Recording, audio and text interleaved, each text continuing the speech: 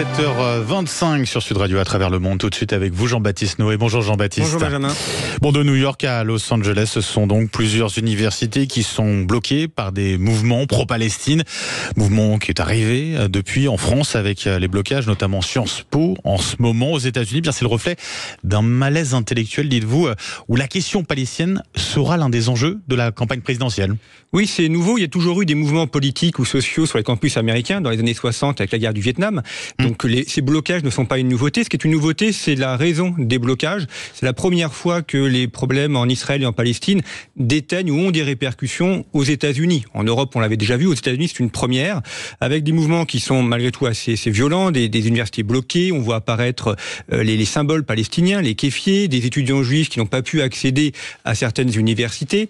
Donc tout ça est le signe d'une Amérique qui ne va pas très bien, qui est fébrile, et d'un mouvement politique qui se catalyse autour de la question palestinienne.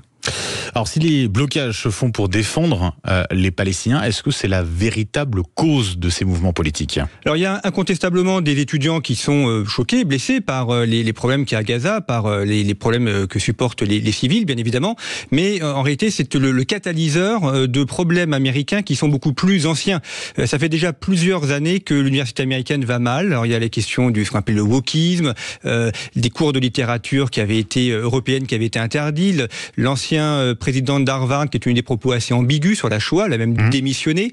Donc on a une université qui va mal, qui est le reflet également d'une Amérique qui a beaucoup de problèmes intellectuels, qui se posent aussi des questions sur elle-même, et la Palestine est en train de catalyser cet ensemble, et ce n'est que le reflet d'une jeunesse aussi qui est de plus en plus radicalisée et violente, et qui n'hésite plus maintenant à faire usage de certaines formes de violence. Bon, c'est un mouvement qui fracture au sein même le parti démocrate, et puis les États-Unis dans leur ensemble, quoi. Oui, on a en fait différentes couches qui se superposent. Alors la couche internationale, avec les problèmes en Israël et en Palestine, et puis la couche nationale aux États-Unis, puisque dans quelques mois on a les élections américaines, présidentielles américaines.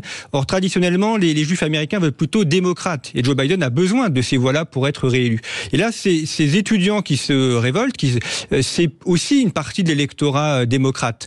Et notamment, et ça c'est un fait nouveau, un électorat américain musulman, notamment dans un État clé qui est le Michigan. C'est-à-dire que si Joe Biden perd le Michigan, il y a peu de chances pour qu'il gagne la présidentielle. Or, il a besoin à la fois des voix des Juifs américains et des voix de ceux qui aujourd'hui soutiennent le mouvement palestinien. Donc ça le met évidemment dans une situation très inconfortable. Oui, un risque de séisme électoral d'une certaine manière, une recomposition politique en tout cas. Exactement, on est vraiment dans cette recomposition. Donald Trump essaye d'en faire les frais en tirant avantage. C'est pas forcément gagné, mais en tout cas on voit que les anciennes structures politiques aux États-Unis sont en train de se recomposer. Merci beaucoup Jean-Baptiste Noé à travers le monde.